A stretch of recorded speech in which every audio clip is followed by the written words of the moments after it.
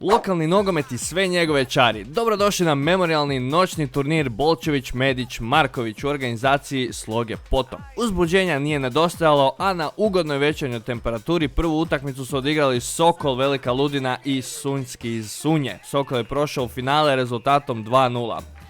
A onda je došao red na domaćine i njihove goste iz Dinama Osekovo. Zagrijavanje u tijeku, druga momčad je malo kasnije zašla, ali bit će nešto od ovoga.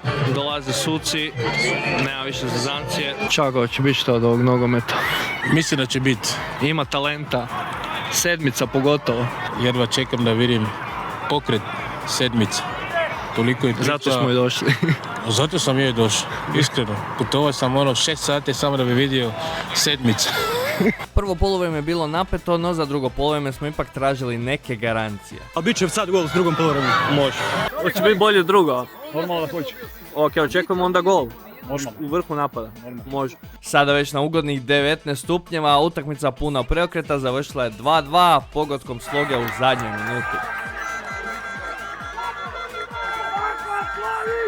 I prešli smo na izvođenje penala. Bilo je tu pogodaka, promaša, prešli smo čak u 6. seriju da bi na kraju Sloga ovdje imala raspoloženog vratara i prolazi dalje u finale koje se igra danas. Ako ste u blizini Potoka, svakako navratite, takvu atmosferu možete vidjeti samo na lokalnim turnirima. Ovdje nas finale tek očekuje, a mene zanima da li je tvoj klub osvojio neki turnir ovoga ljeta.